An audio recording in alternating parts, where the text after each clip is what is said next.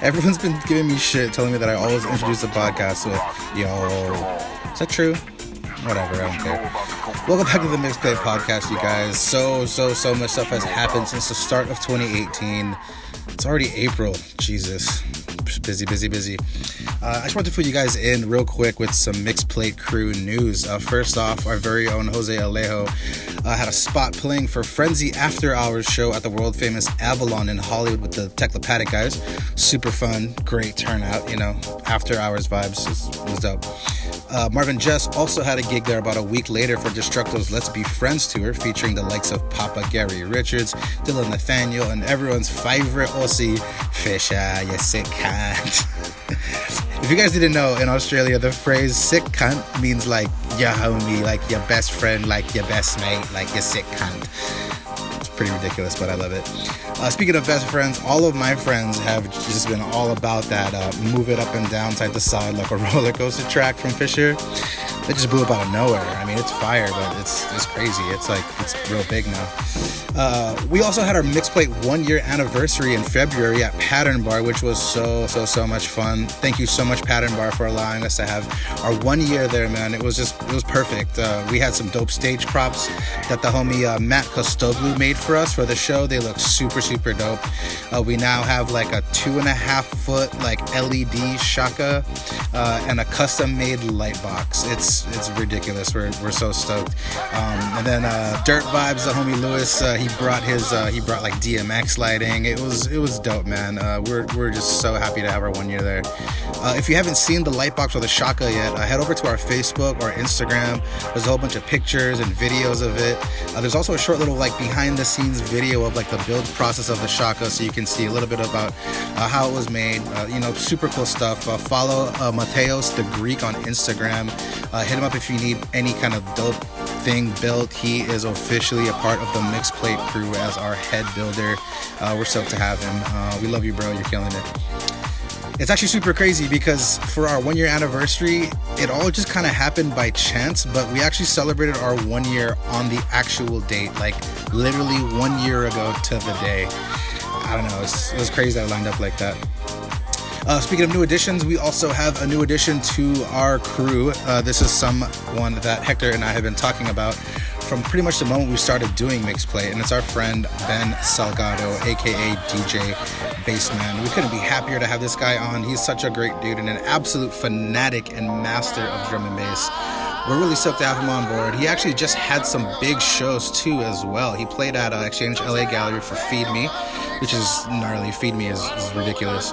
And he also closed out the main stage of Avalon for Diesel Boy. Super epic stuff, man. Again, pictures and videos of DJ Bassman all up on our social media sites if you want to check out some of the action. Shoot us a like, follow, regram, tweet, whatever the fuck. You guys know the drill.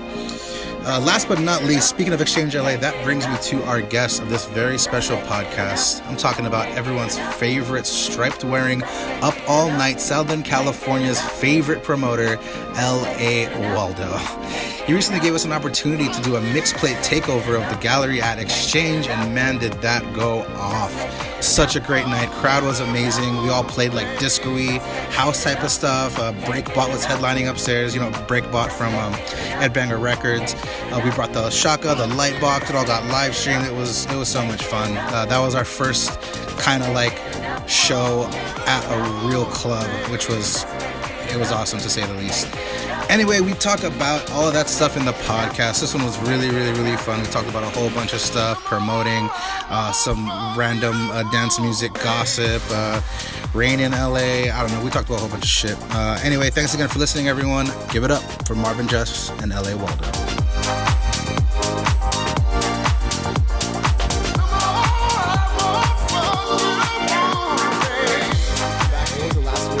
Yeah. cheesesteaks. Yeah, for sure. Speaking of Philly chicks, what's up, y'all? We are live, Mixplate Podcast. What's up? We're here with Marvin Just, Mixplate Crew, and we have the one and only L.A. Waldo in the building. Hello.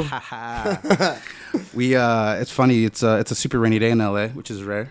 Yeah, it's been pretty bad, and like, it's weird. It goes on and off. Where it's like sunny, and then all of a sudden, 2 seconds later, it's raining. Yeah. So it's fun. I actually really enjoy the rain. I'm from Hawaii, and so like it rains there all the time. So like I actually enjoy being out in the rain. I don't know. What about you guys? I mean, not downtown. It's really gross. Oh, yeah. Once all that water gets into that. Yeah. Yeah. Everything starts coming out. You're Yep. like, all right. Yep. Speaking of downtown, did you guys see that video of the of those three guys that are in like that big flamingo On the LA River? floating- Yeah. floating on the LA River? Was that yesterday? I think that was yesterday. That might have been the most ridiculous thing I've seen. They're just like chilling, like laid back, like a bunch of beers. Yeah. And shit. I'm surprised they didn't get like. Is that illegal though? Like I think. I would assume they so. weren't doing anything. They were just. I think that's all. Well, that's Cruising. like that'll go for like public intoxication. I think. Oh yeah. That's how they get you. But if it was like anywhere else, a lot of people would probably join. But Let's talk about the show that we just had. Well, not just had, but that was like 3 weeks ago, something like that. yeah, it was Almost a month ago. 1 month ago. Yeah, which was it was a lot of fun. I mean, you guys brought out like you guys got the sign, you had everything, the shaka, which is back there too. Yeah. It was a good vibe, man. Like a lot of people were having fun. I saw a lot of people kind of go from downstairs, specifically go towards you guys. So that was I got a lot of good feedback as far as like the sound, and it was like really complimenting the music upstairs. Hell yeah. How'd you guys like it? Dude, that was our first like mixed plate gig. That was actually our first mixed plate gig outside of the park, because we usually do it at Woodley Park. You know what I mean? Yeah. It's free, and we're talking about that like towards the end of last year. We're like, okay, we've been doing these things at the park. Let's try to figure out a way where we can get into like clubs and stuff like that. And you two Made it happen. totally made it happen. Yeah, it was awesome, man. It was like I posted on my Facebook, but it was like a proud moment, just kind of standing in the back watching everybody like dancing and like all the boys going off, and we had the shout out to Matt Kostoglu for making the shaka and our light box. And Yeah, the video from the live feed it looked so good the whole time. And like you can't see the crowd in that video, but that crowd was nuts. I mean, there was like maybe 20 of our closest people there, and then on top of that it was everyone that we didn't know that were only there because they were enjoying the music. They weren't there because they were our friends. They were there because they walked in and they liked what they were hearing. So that was rad. Yeah. That's also what you want to see too, because I mean your friends are gonna stick around for so long before then Totally. go upstairs. So then it's the people that you didn't expect to arrive. Next thing you know, they're there pretty much the whole time, and then you're like, all right, well, doing something right here. Yeah, I think when I started, Breakbot started like halfway through my set, because halfway through I looked up and I would see people kind of looking down at their phones and their watches and kind of look at their friends and like, no, we're going to stay here for now. Like, so that was cool. Yeah, that was a really cool thing, and I'm actually kind of bummed that we were downstairs the whole time, because we had to miss everything upstairs. But I heard great things from upstairs. Yeah. I mean, like the production at Exchange is always ridiculous. Like, and I mean Breakbots. I mean Ed Banger. You know what I mean? Like, pretty much everything Ed Banger puts out is like fire. So, yeah, it's crazy shit, man. That was a real good time. Thank you again, Waldo. For Yeah, Seriously. of course. Yeah, I'm glad you guys. I mean, it was cool too. I mean, a lot of times you always book like random. There's one DJ and then they don't know there's another DJ. You kind of like basically do like a smorgasbord of like DJs. Yeah. And you like make one night. So it's always cool to have like a whole like clique basically come out and really I think it has a better vibe than it normally would, as far as like any other than just bringing anyone else out. You have to hope that they're going to vibe if they're not like a crew. Because that's another thing too, because then you have to realize how to play towards the other person. You can't. A lot of people will go heavier in the beginning, and then that doesn't really leave too much room To for grow. the other DJ. Yeah, and Totally. then the DJ's like, all right, the guy's like all the way up here, where like I can't drop it down anymore. So the next thing you know, all you're doing is just like you have to stay here, and then hopefully try to go up. But usually when you're at pretty much maxed out, I mean, there's only so much more you can go before it just. It's madness. Yeah, just madness. You lose it. Yeah. Yeah, it just goes into like just electro house banging for like 4 or 5 hours. I mean, to kind of piggyback on that, it's like when you're booking just a single DJ, it's like that person doesn't know if they're going to get that kind of gig again. They're going to really try and bring their A game and not really worry about the rest of the product. You know, Yeah. we kind of came in and we're like, all right, we're here for 4 hours. Like, let's do this right. Yeah, well, which is, I mean, that's always a good thing too. And then even some DJs, you don't have to tell them, and they kind of already get the hint. Yeah. But then, same thing, you know, some people it just is like the first time playing, and they're like, oh, I gotta go. Yeah. gotta I go got something to Barstool. prove. Yeah, I got something to prove. Otherwise, they never book me. But then a lot Yeah. of times that can also hurt them too, because it Blow just your shows- load. Yeah, 'cause then it also makes you seem like you're not too considerate about the other DJs too. So And curating the whole evening. yeah, Yeah, I was gonna say that must be a difficult thing, because I mean, I'm assuming it was easier to just hire or bring us on, because we're a crew. We all DJ together, so we kind of like we talk to each other. Okay, you're opening, kind of like this, and we'll kind of build it up. We'll bring it back down. But is that like a hard thing to do? Because most of your shows, you just book single DJs, right? Yeah. Like, I mean, Yeah. how do you go about that? well, I mean, more what I've been doing these days is I'll try to get like a little bit from different groups. Like if I book a DJ, I'm like, hey, you know anyone that would fit good in this, and I'll kind of listen to what they have. Sometimes I'll book them, sometimes I won't. So it just kind of varies.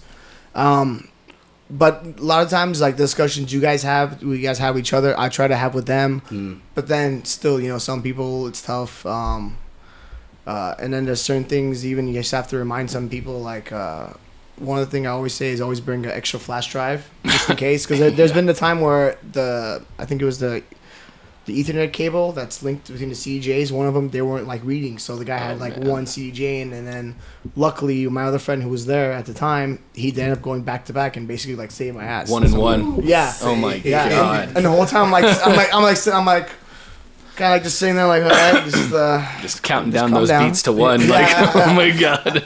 yeah. And another thing surprisingly is the headphone adapters. Totally. That was one thing you said to us and we all laughed. Yeah. Like, we're like, are you serious? Yeah. It's like that's, and I always do that too. I bring 2 copies of USBs just in case its old CDJs are not linked, or like the Ethernet cable breaks. I always have extra headphone adapters. I mean, dude, honestly, I have music that's loaded into Tractor DJ on my phone, and I always bring like a Just in RCA to case. 1/8 inch, just in case the shit goes. You can still like, you know what I mean? I mean, it's the phone, but still, you can keep the music going until Yeah. while they fix it. It's all about like adapting. It's nice to have the situation. insurance. Yeah. Oh yeah, for sure. Because one of the biggest things for me is, especially if it's at like a club or something, you're playing a DJ set, the music should never stop. Yeah. And the fact that if it stops for even like a second, or you know something's off, it just it throws off the whole heartbeat of like the dance floor. Because then you That notice momentum. everyone just kind of like almost, it's like stop frame almost. I see like everyone kind of like shimmy a little bit. It's and the they're like, record scratching in the old 80s movies, Yeah, like at the dance, like, yeah. And everyone just like, oh, what was that? And like you can just, if you at that moment you can just look around and you just see everyone's reaction. Like, Yeah. all right, yeah, this was pretty big. And then next thing you know, 5 people walk out. and they're followed by 3, and the 2 guys that were eyeing those girls follow, Yeah, and so yeah. on and so forth. Like the girls went to the bar, so the guys like, all right, let's go to the bar. Yeah.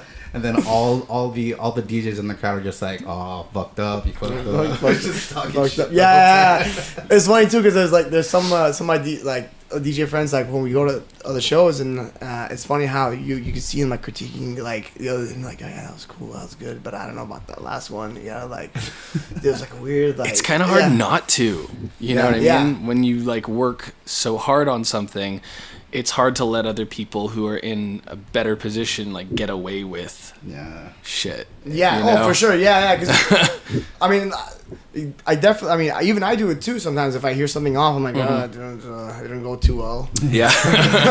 Or if it's like an off mix, even if I'm more musically inclined, so I can hear. Like if they try to bring in a track and it's like off by a second and it just goes away, I'm like, they didn't get it right. Yeah. Let's try that again. Yeah, I actually didn't know that, but I was on your SoundCloud, and you have a mix from like 4 years ago, something like that. Yeah. I used to do.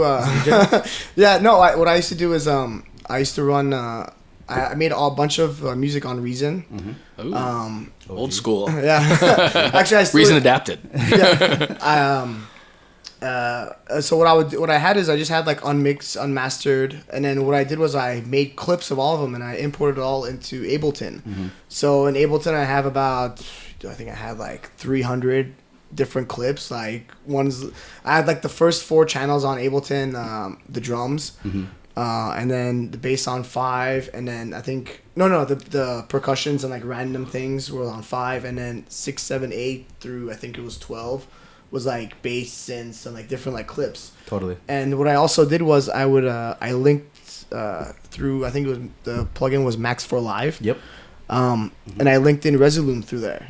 So what I did was each clip from Ableton would trigger another clip on Resolume. Okay. So I'd have like the projector set up so every single clip I'm playing would like a little ball would come on, like the visual, the left side or something. Totally. And then the other one to like go on the right side, and then when like the whole music was in, it would just kind of like create this like basically like a video clip in a way. So like so it was pretty. So like you basically have like a live set ready to go. Yeah. When are we gonna see that? Performance, bro? What the hell? He's not just one of the biggest underground promoters in LA. He also has a live set with visuals ready to go.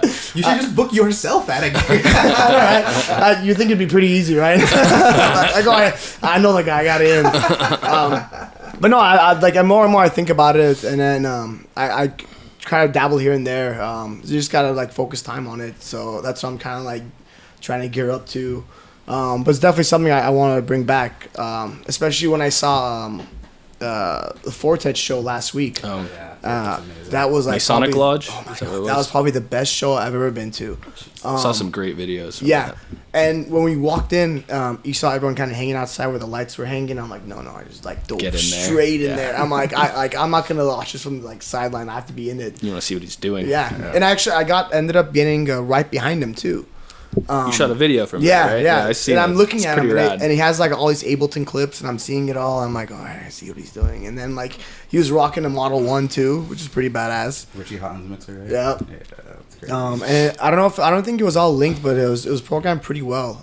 And then those lights, I forgot the name of it, but I found them. Those hanging ones. Yeah, right? yeah. They're all little balls. There's a specific name for it. It's like it starts with an F or a D.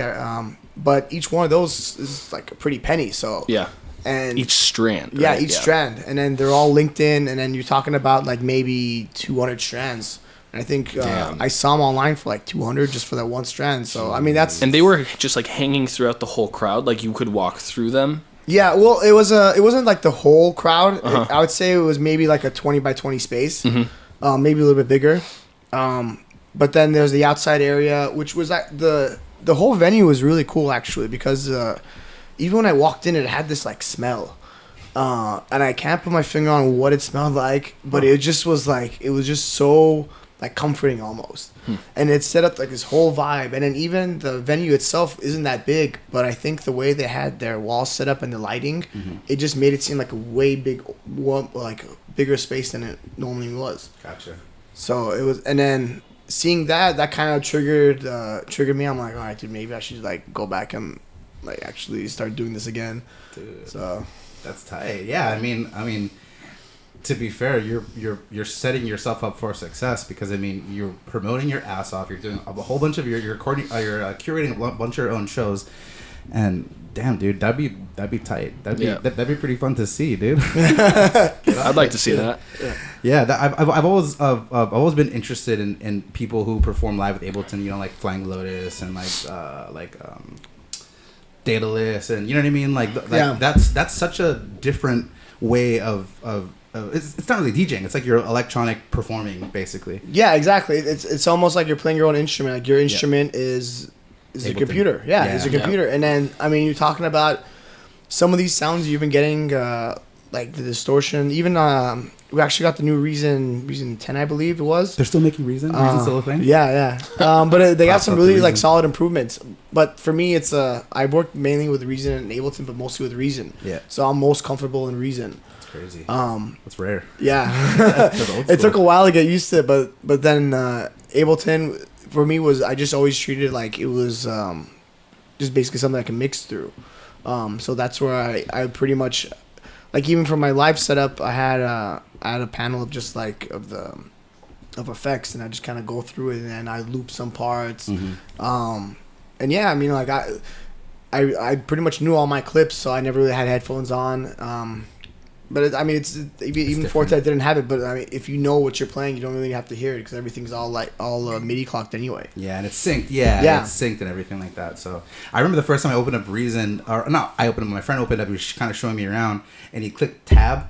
And then all of like the EQ racks flipped around, and it showed all the connections with like looked like an analog like, setup. Like an analog mixture. And I was like, he's like, yeah, this is how you can kind of learn how signal processing works. And I was just like, dude, I gotta get on this. And I never went back. I gotta get on this. Told myself I should do it. Didn't follow through. Yeah, goddamn, I gotta get back on that. But I mean, speaking of which, my goal for this year, by the end of this year, I want to play one show, all my own music, and all through Ableton. I got like a drum pad thing and like some synth kind of shit, and like in my head it seems easy, and then like I start like thinking about like okay, and then I start realizing how complicated doing a live show is. So I mean, you did it already, so that's pretty dope, dude. Yeah, I remember too for the first one I did at 2 shows. Mm-hmm. The first one I had one sound like I think I had it at like just like barely like you can hear it, but it was just like one I think it was like a D note just like hitting the whole way, and then like I'm like listening, I'm like, what the fuck is that sound? And I'm looking through it, I look over and I see like once I move clips to the other side and I see there's the one that's just like blaring. I'm like, no, let me just lower this down. Oh man, that's dope. Yeah. Everybody stay tuned for that. LA Waldo. Into it. Booking his own show. Killing the game. It was tough. I wasn't answering my own text for a while. Shiesty artist, shiesty promoter. Yeah, I'll call you back, bro. This actually sucks because I do this a lot sometimes, or especially now I'm booking one. I think it's for in May, a really big gallery actually, because I'm debuting like this concept. I can't really talk too much about it because I haven't like laid it out yet, but there's so many people. I'm like, all right, I'll listen to it, I'll let you know, and like I'll listen over the weekend, and the weekend comes, I have so much to do, and then like now I have like hours of music I have to listen to find it, but at least I try to be honest with people. I'm like, dude, I'm sorry I can't like listen to it, but I'm gonna try. For sure. But yeah, some people just don't take that the right way, but it's all good. Like, yeah, I try to mean in like the most genuine way as possible. For sure. I mean, it must be stressful. I mean, I just looked at your LA Waldo Facebook events page, and it's like, dude, you are stacked. Yeah. 3 months. Yeah. That's pretty intense. Like I just started doing that. I don't know. I think it was like 3-4 months ago. But it helps a lot too because instead of a lot of times you don't really you won't get as much reach. By a single post, but then if you have like friends that like hit invites, so that every time I post on it, they get a notification. So a lot of times, whenever let's say it's like the Monday night of when I find out my guest list, first thing I'll do is I'll post up on there before I update my website, because then that way like they'll pretty much get the first thing like, all right, there's guest list, or no, get your tickets like right now. Yeah.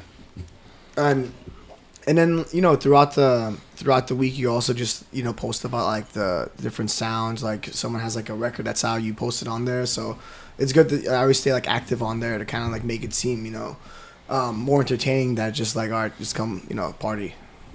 Yeah, I mean, your stuff is usually at the top of my feed, whether it's Facebook or Instagram. Yeah, or like the mini ads I'll run and just constantly there. Yeah, it's cool too. Like when I started really going heavy on the ads, I started getting my friends saying, "Hey, dude, I'm seeing a lot of your ads." Like I'm like, "All right, that's good. They're working." So nice. It's good to hear that. Yeah, that was one thing because like we recently for the Exchange Breakbot show, I think we put in like $30, I think like that, and I was a little bit skeptical because you're just like throwing money into this thing and it says this is many people it hit, but how many do you really know? You know what I mean? But same thing. Friends like, "Oh, I'm seeing you sponsored ads on Facebook." I was like, "Oh, cool. It does work." Yeah, and plus it kind of makes you look more legit too. I totally. mean, like, oh wow, this guy's making money over your sponsor. All right, all right, maybe let me take a look and see what's going on. Yeah. They're buying ads now, huh? That must be huge. Yeah, I got money, huh? Blowing up, mama. There's $30 on that. That's 3 Hamiltons. 1, 2. Hold on, let me see. My friend Hamilton. Oh man. I wanted to ask you, like, what would you say is the hardest part about being a promoter? The hardest one, besides like not forgetting to add people on guest list. Huge one right there. Oh yeah. I try to make my. What I noticed is whenever I first would hit up promoters, it's almost like you kind of you get intimidated a little bit because you're like, oh, this guy goes out to party. Like I'm like, who am I? I'm just texting him. So even the first couple of times where I texted a promoter, I was like nervous. I'm like, how do I say how are you? Do I just cut to the chase? Like drug dealer kind of. Yeah, like so. Yeah. So how you doing? And I'm just like, Cut to the chase. Yeah. I have 6 seconds. You just wasted 4. So my approach was I try to make it seem as welcoming as possible. That's why like I do a lot of like it's like little things like I do like emojis, like sad frowny faces if I don't have a guest list. So it kind of just makes me seem more more human basically. And I mean I am. And I always tell people like, dude, if you see me, just always come say what's up. Like I don't know, I'm not I don't shy away from conversations. Like I'll talk to you like no problems. That's the approach I get to guest lists. Where some people will just be like, no, this is it, blah, blah, blah. Mm-hmm. I'll kind of go the extra limit and say, hey, there's this, but you can also grab this. There's like, sometimes you get hard copy tickets or I'm doing a giveaway. Yeah. And then, so a lot of times it's just a matter of just good customer service. Like, totally. The one thing that the worst is just trying to be considerate through text sometimes. Because I'd say like 80% of my conversations about guest lists, everything is all through text. Yeah. So I try to be like as sincere as possible through text, which is where like the emojis come in, or like if it sounds sarcastic, I'm gonna say I didn't mean it sarcastic. Yeah, you gotta consider all the ways that it can be lost in translation, understood. Yeah, yeah. Yeah. So I mean that's like more the tougher, and then just getting, just trying to get to everyone on time because it's all it's a time game because when I first started out. I would just answer. I still answer text pretty quickly, and that's all it is. Because there's a chance that he or she could have texted 2 other people, and then it's like, who answers first? So a lot of times, even if I'm busy, I'll throw like a hey in there or something, just to kind of like say like I'm here. Yeah. Like, don't go away. Hand waving emoji. Yeah. I'm here. I'm busy right now, but I got you. And that's it. Really. I mean, there's. The main thing is just coming off as just like a sincere guy. Totally. I mean, I'm not saying that there aren't sincere other promoters out there, but that's just the approach I try to take towards it, and go the extra yard for like pretty much all my clients as much as I can, within reason, of course. But sometimes even if I know it's not going to be true, I'll always ask, or like if it's not going to happen, I'll always ask anyway. Yeah. Because then I don't want to lie to the person and say, oh no, it didn't happen when I didn't at all try, because sometimes I won't think it'll happen. I'll try it. It happens. I'm like, all right, that worked. I was wrong, but whatever. Yeah, you bring up a really good point about like the whole promoter thing and how do you hit them up, and like it's because like when I first kind of got into the thing, I heard about these promoters and hit them up for discount tickets, blah blah blah, and it did feel kind of like you're hitting up like a drug dealer, and like especially like with the club scene, like like the asshole bouncers and the blah blah blah. It seems like the promoter, it probably falls into that realm of like fuckery club stuff. You know what I mean? Yeah. So that's cool, and like that's definitely by reputation. Yeah, no, totally. And that leads to my next question. How did you come up with the whole like Waldo thing? Like it's hilarious. Where did you find Waldo? Where did you find Waldo? Well, sometimes I like to think Waldo found me. Yep. It was actually around this time now. I think it was on March 9th, 2013. Wow. Swedish House, right? Yeah, for Swedish House. Yeah, the Saturday show. Wow. It was the 9th or the 10th. I always forget. I went both days. It was my birthday. I would too. I think we ended up just getting Saturday tickets, and then it was me and my brother going. This is back when we used to go party and stuff.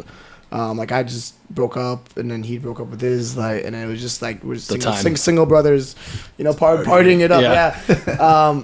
And I was like, I want to dress up as something, but I don't know what. And then I was trying to pitch Mario and Luigi to him, but he's not the type that wears outfits or anything. That would have been crazy. Yeah. And then I'm like, dress up as Waldo. And then that's kind of where it started. And it's funny, too. There's a couple people that I met that night that I still talk to now. And I'm like, dude, like, you were around for the first Waldo appearance. That's crazy. But, like, what really kept kind of sparked my attention was it just made so many people happy. And I thought it was like so powerful that a simple shirt and a beanie can just like make someone's day so much more better. And even like a lot of times when I talk to people, you know, I kind of play along with them as far as, you know, they'll be like, hey, where have you been? I'm like, dude, where have you been? Like, I've been waiting here for like 2 hours, man. Like, I gotta go home. Like, what is this? Or like, I was like, I'm sorry, you know, for back in the day, I just really crowded places, you know. I think I have a condition. I need to be in the crowd. So it's like little things like that. So I mean, a lot of times too, I'll break attention. And then like I said, I always try to make myself as approachable as possible. But you know, as you can see, sometimes there's people throughout the night, and they kind of like, oh, there's Waldo. And then like 3 or 4 drinks in, like Waldo, I'm like, hey, what's up? And I'm like, I heard you earlier, but it's alright. Come here, like, give me a hug. Yeah. Heard you talking. Yeah, I heard you talking. Or like they'll try to like take a camera shot, like you just see them like this. and I just look at him, I'm like, hey, gotcha. Shitty sauce. That's hilarious. So it was how many years ago you started this? The Waldo, the Swedish House Mafia. It's like 5. Yeah, it's like almost 5 years ago. Yeah. Then I would do that. I didn't really bring it out to the clubs until like 3-4 years ago. Okay. So I mainly did like festivals. Totally. Like we went to like Ultra EDC and like Beyond. Mm-hmm. And like a couple like shows. I think I wore it to like Eric Prydz, one of the first hologram one. I think Palladium. I think it was like 2.0 one. I believe. Yeah, the Palladium one. And then I think I forgot where we're going. We're going to, I think it was the Digweed New York party with Claude Von Stroke. And I think that's where I kind of started doing it at the club. And then I remember too, I messaged the Exchange LA on Facebook and I asked them, hey, can I wear a Waldo outfit? And they're like, yeah, sure. So I'm like, all right, cool. So in the back of my mind, I still think that if they said no, like how much that could have changed like everything. You know what I mean? Were you already promoting? No, I didn't start promoting until beginning 2015. I met the 3 years ago. Yeah. And I got asked about it randomly, and because I'd won a meet and greet at Dubfire, and then it was like, hey, you want to promote? I'm like, I never really thought about it, but I'll give it a shot. And then the first week I was so nervous. I'm like, dude, like, how am I gonna bring these people? Like, I don't know anyone. I think the first event was Robin Scholes. Oh man! And I'm like, dude, I don't know anyone. I'm like, I just know techno and house people. Yeah. But then I don't know. You just keep posting, and then next thing I know, I had random people hit me up on like Friday night. Hey, do you have guests? I'm like, yes, sure, yeah, of course I have guests. And then like, it progressed through there. You know, 2 became 3. Yeah, 2 became 3, 3 became 4, and so on and so forth. That's why I always tell like beginning promoters, like, dude, just stick with it, man. Like, you just all consistency. Yeah. The more times they see you post, and the more times like they're at it, then you'll start seeing a difference. And it's been true for like so many people, but sometimes it takes a while. Like, you won't really make a decent money, not decent money, but good enough money until like maybe 6 months in. But it's like that 6 months, you know, a lot of people will just like crap give up out. after that. Yeah, after their first couple of and that's funny because I think I met you like about like 2 years ago. Like we're going to something at Exchange, and like one of my Laura's friends was like, "Yeah, there's this guy named something Waldo. He wears like a Waldo outfit. It was for like Kill the Noise or something." No, dude, it's funny too because when I called you, I saved you on my contact. It was Alika Liebing, so it was for the Chris Liebing show. Oh shit! That's what it was. That's so funny. So like a lot of times, so you know what he likes. Yeah. Right? That's noted in your Excel spreadsheet. That's a good promoter trick, guys. I think I have someone as like Antonio Alianfila. I think I know him. Yeah. Is that you, Town? Antonio Alianfila, what up? Yeah, so a lot of times they'll just give me like their first name, and then from their first name I'll just put like what event that was. Totally. Just in case like something comes up, if I like hey, we have this many comps, you know anyone that would want to go to the show, and you kind of like I'll look through my contacts and I'm like, all right, then this person. Totally. But yeah, it's funny you mentioned it because I remember too, and then I got a Facebook notification a couple days ago about like we were like officially like 2 years. Facebook friends for 2 years. So it was 2 years ago. Damn. Yeah. Awesome. That's really funny. Jesus, the thing. Yeah, that's crazy, dude. What else did I want to talk about? Oh, I wanted to talk about what drew you into like dance music. Like, what was your first kind of like, enter into dance music realm? Well, I have two older brothers.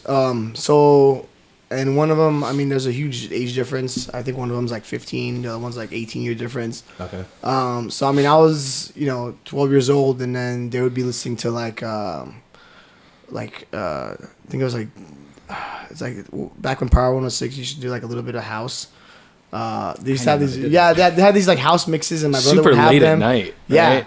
and then they had like Power 106 like house mix, and it was like all these DJs I didn't Philly know. Phil. But it was Philly Phil, like DJ Humpty Vision. Yeah. Oh, Vision. Yeah. Richard Vision. It's the same dude. Really? Yeah, that's Richard Vision. Oh, really? Yeah. That's confusing for branding. Yeah. That's cool though. Yeah. So then that's where kind of brothers. like and then that's where I'd listen to their stuff, and then I remember one of the songs I liked was like there was a Tetris, the techno remix. It was not really techno, but it's like totally. And then that pretty much got me into it, and then for a while I went into like I listened to rap, and then that went into rock, and then from rock I think it was around like 2000, I want to say 6. I kind of started getting back into it, where like I got into like Daft Punk around that time. But then when I really got heavy into it was 2009 or 10. That's when I heard who was it? It was I heard Chromeo, like Boys Noise, like pretty much that whole electro era with like Dead Mouse and all that stuff. That kind of like drew me back in. That would like there was Feed Me, Kill the Noise, which I still listen to. That guy, it's incredible. Yeah. And yeah, that it kind of started from there, and then I had my EDM phase. I went to We all did. Afrojack Hardwell. We were just talking about that. How like, oh my god, dude, the Afrojack Hardwell phase was gnarly. Yeah, I think everyone has had that. Totally. And if you kind of deny, you're just like, dude, come on, there was one song you liked. There's at least one Dude, song you liked. can go back and listen to Afrojack sets from EDC 2011 and 2012, and I guarantee you're still gonna like it. Yeah. Like, Yeah. It's a bomb. Yeah. Yeah, if you say that you didn't like Afrojack and Hardwell when they first came out, you weren't listening to it then. You know what I'm saying? Like, Yeah. if you were listening to dance music in those That's what years, it was. That's what. There was no like awesome underground. I mean, No. there was like Sven Voth and shit. Like they were around, but like I don't know. Like maybe if you had super hipster, ultra cool friends, maybe you're into that. Yeah. But if you're like everybody else, you just fell into that EDM thing. And to be fair, that shit was fun as The fuck. snobs were down too at that point. Totally, Like you're they right, they you're were. right. Yeah. That's only kind of been a recent thing where like. The snobbery's intensified in like the division the of the house and scenes. techno, EDM, Yeah, both yeah. those, like the, you know what I mean? People The pissed brick- off at people calling tech house techno. Yeah, like, get over yourself. Come on. That's, All the triggers. yeah, that's the new thing now. That's the new thing now. Like I see all these like tech house memes. I'm like, dude, like come on, man. Like why? Like what? That's actually one thing that really bothers me too. Are these like elitists that are like that when you talk to them, if you can't name like quality house and techno DJs, then you're just On the gonna, like, spot. on the spot. They're gonna be like, oh, you don't know what you're talking about. And I think that sucks because like, dude, some of these people, it's like the first time coming to this show, and you're giving them like this horrible attitude, and like it makes them just not want to like come to this music. And then of course your action's like, yeah, good, but it's like, no, that's not the point. Being like, a bad veteran. yeah, you're being that like, point. dude, like come on down to house and techno. Like it's okay to leave EDM if you get bored, just go whatever. It's fine. Like Yeah. it's not for everyone. Not to say everyone's gonna be into house and techno, but Yeah. give it a shot. And I think your the way you approach other people, I think it also says volumes of who you are too. And some of these are just like, if you don't know this music, then And some people will take the opportunity to teach you, and that was what I remember from my first days of doing it, that I had older friends that had been doing it for years that were like, yo, this is the cool shit, this is why it's cool. You might not like it, but just come with me. Just come check it out for yourself. yeah. The whole thing was very inclusive before, and you're starting to see this divisive kind of thing. I don't know if it's just the music or the country or the political, but it's all kind of getting divisive right now. Yeah. And that's really the point of like, and really honestly, that's what like when me and Hector kind of figured out this, like, we're gonna do this thing called mixed plate music. That was like one of our core things. Where like we can never be those house and techno snobs, because I love house and techno, but I hate that attitude. And you're right. It shows it shows kind of your character. It kind of shows what kind of person you are. Yeah. And so we kind of made that our thing. Like let's be inclusive. Like exactly what we just talked about right now. You know what I mean? And, and I mean, like, it goes against everything dance music is about. Like maybe what it is, why there's so much like divisiveness, is because there's so many subgenres now. Before it was just house music, Frankie Knuckle, you know what I mean? Like that was it. And so there was no other thing you could go listen to. That was all. They called it all techno. Yeah, they called it all techno. They call everything techno. It's the techno. techno. Or electronica. That was the genres on Napster. It was techno or electronica. Yep. The Tetris remixes. I was talking to somebody the other day, and like I was trying to think about like what I used to download on Napster, and it was literally techno remixes of video games. Yeah, that's like all there was on like Napster. Yeah. That was a crazy time. Happy Hardcore. Yeah, Happy Hardcore was a fucking wow. Yeah, I actually went to like a Happy Hardcore event Recently? no, like this is like 6 years ago. No, I don't know, recently 6 years ago. But it was different, man. It's a whole different scene. Totally. And it's like you're kind of appreciative. I mean, it's not really my style, but I mean, I still like go there and like I like to see, you know, how the crowd is and everything. And if you enjoy it, cool, you know. And like I'm not gonna be one that's kind of like bag dogging on what you like, you know. It's not for me. That's cool, but you know, that's the whole thing too. I mean, there's even been times where I've gone to shows that's been like underground events, and then they give me like, oh, that Wall guys here, like, ooh. I'm like, dude, like, and I'll be like, hey, what's up, man? They give me this attitude. I'm like, all right, whatever.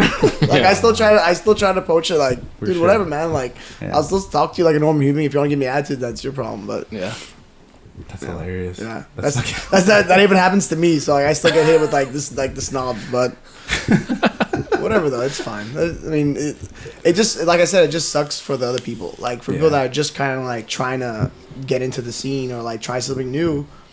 I don't think it's right for someone to be the reason why you don't try it, or you know, you won't go to the show because you know everyone's like, someone else told you it sucks. Yeah. Like someone's trying to like go out, like make it their point to make it seem like you don't belong there.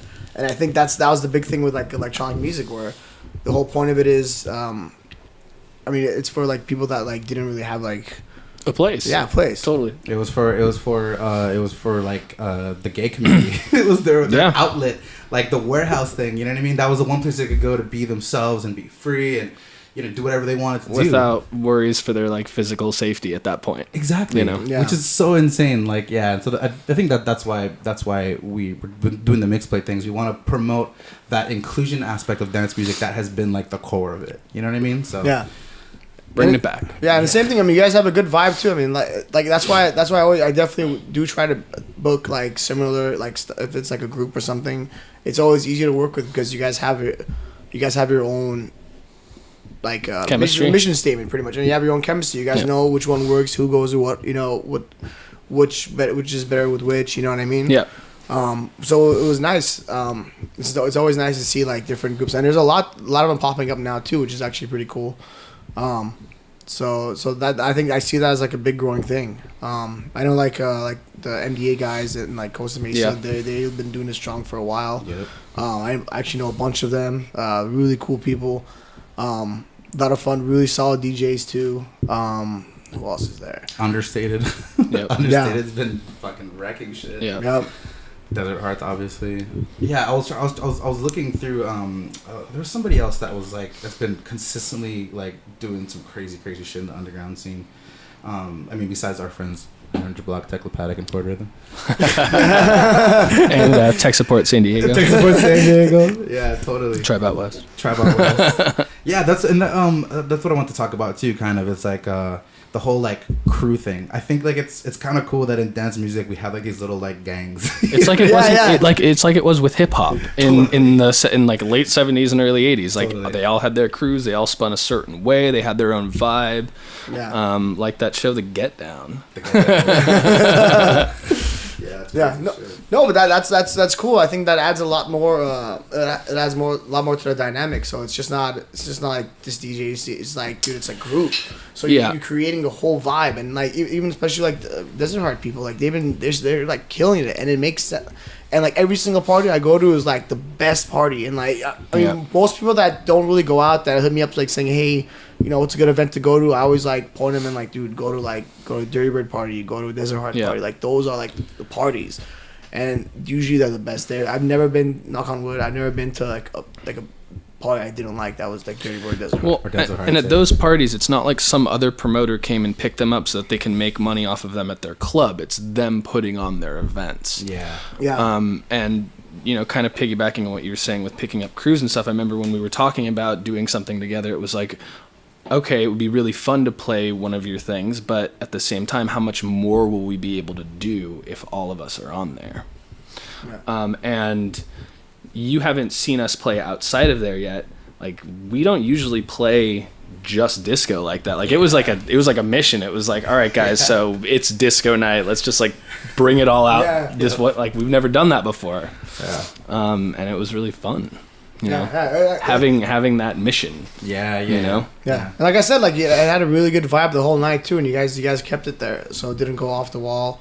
I mean, some sets out here in the gallery just all like one DJ plays something else, and the other one just goes all over the place. But it's always cool since you guys are basically one unit. You guys have that whole like, you guys create like that part. You guys are part of the experience, so it's almost not about the music anymore. There's like an X factor too with it. It definitely felt like that in that room the whole time. Yeah, and definitely like the little things, even like the mix play, the shaka. Yep. Like that was like it was like subtle things, but it transforms the night too. Because I mean now you have people coming by like, oh, what is that? What does that say? And then you know they're already you pretty much got them in there, and then all of a sudden like, oh, cool, this is cool music, and then next you know like 2 hours later they're still there. Yeah, that was a big thing. I mean, I'm not gonna lie. I stole that idea from Teclopathic because they have one, you know, the black one. Yeah, it's literally the same thing as that. But it was just like this one is very mixed plate though, like the wood, the like. It basically looks like wood that like somebody found like on the beach. You know what I mean? We call that driftwood. Yeah, driftwood. Exactly. It's made of a solid piece of wood. It's mahogany. No. It's actually from Matt's backyard. A tree fell down and destroyed his fence. And so he's like, I'm just gonna build shit with it. It's definitely got backyard vibes for days.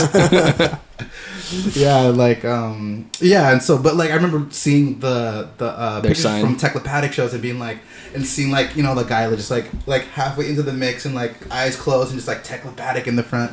And I was that like, branding in there. We need one of those, bro. Yeah. We need one of those signs. But we also need our logo hanging above us.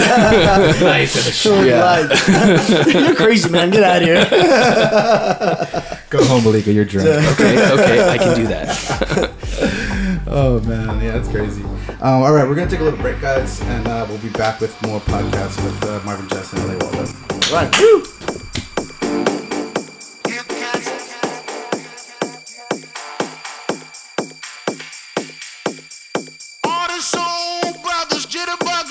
Cats in fancy hats and pretty girls with pretty smiles, all decked out in the latest styles, breathtaking, hip shaking cuties now, talking about some fascinating, devastating beauties now. All the soul brothers, jitterbuggers, hip cats in fancy hats and pretty girls with pretty smiles, all decked out in the latest styles, breathtaking, hip shaking cuties now, talking about some fascinating, devastating.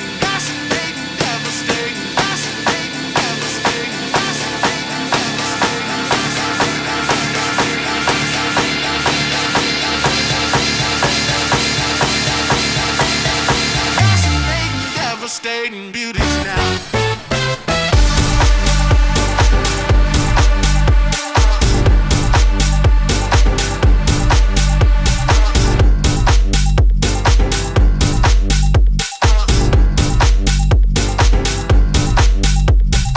Some tickets like $1,200, and then like $600, and it dropped. Now I checked again yesterday, and it was like down to $600. I'm like, dude, that's insane. It's a lot of money. And the ticket was like $60. That's like half your rent right there. Dude. Speaking of crazy ticket prices, we got Miami Music Week and Ultra going on this weekend. Oh man. Yeah. All my feed is just everyone checking in for like different events. I'm like looking. I'm like, oh, It's so much fun. Dude, that's so much. There's like a La La Land party that looks amazing. I've never heard of that. That's the Green Velvet party. Gotcha. He's got going on. There's the Pete Tong one I think going on today. That one was sick, and I saw like one of my other friends was at a private Above and Beyond Oh my god. event. So I'm like, man, I would die. I would definitely die. Speaking of Above and Beyond, they have a show coming up in Huntington beach. I think. Yeah. It's called like something at the beach or whatever. Yeah. That sounds On Juna at the beach. Yeah, Juna at the beach. That's what it's called. Yeah. and then Cascade's doing this like similar thing. I think in either Long I think he Beach. did it last year too. Yeah, Long He's Beach, doing yeah. another one. Yeah. Yeah. My wife was so sad. I was on the computer waiting to buy tickets and was like, gone. Yeah. And they're gone. Yeah. He Well, blinked. the worst is there's some ticketing sites, I forget which one it was, where if you don't buy it, they won't really hold the ticket for you at a certain Yeah. tier. So like, let's say you got 2 tickets at like the first tier, Yeah. and you go to checkout and it'll say error. So it just knocks you out. Then you go back to the main page and it Yep. says, okay, only 2 there. And then you go back, do it again. Okay, no, it doesn't work out. Go back to, you know what I mean? Like, it's just like, and at that point, like, oh my God, man, like, please just like, let me get a ticket. Let me just get, come on, man. Let me get a ticket, man. Have you guys heard about they're doing or Swedish House Mafia is allegedly Rumored gonna be for closing Ultra. closing Yeah. Ultra Yeah. The funny thing is, I was there at the last one that they played in, like, I think it was 2014. at the place that they did hard, right? At No, the- at the Ultra. At 13. Ultra. Yeah. It was that same year. It was 13. Was it 13? Was it 13? Yeah. Because Okay. they did both of the ultras, and that was like the last day of Yeah, their yeah, tour. yeah. I remember that too. Like I saw it. It was pretty cool. And then I remember I saw like the Steve Angelo in the car as we were walking back to the hotel. I looked over. I'm like, hey! He gave me this look like, what the fuck is this? What the fuck is Waldo guy doing, pointing at me? Yeah, that's crazy. What's it feel like when Waldo finds you? Introspection moment. Yeah. What am I doing right now? Why is Waldo looking at me? Well, it's funny too. Like sometimes I'll see people I know. Like, you know, it goes like the friend section. Like you may know these people. Yeah, And yeah, I it's look suggestive. and most of the times if I see like 100 plus mutual friends, and I go, all right, dude, I probably know this guy Yeah. somewhere or something. And then like I'll get messages saying, "Hell, you found me," and like, "Oh, Waldo found me." I'm like, the tables have turned. It's like a horror movie when Waldo finds you. Dude, that's what's so dope about your brand. It's like Marvin Jest and LA Waldo. Like those are two pretty like clever names because you can do so many like play on words. Yeah. Like, you know what I mean? Yeah. Like, we're doing this funny thing for that show we have coming up, the 4 Rhythm versus Mixed Plate. We're like just like shitting on each other. Just talking all the shit. just like trying to like incorporate each other's names and shit like that. You know what I mean? Yeah, And yeah. it's like I just feel like an asshole because you can't even make fun of my name at all. It's like, doesn't work. Like if it robots, you can make fun of that.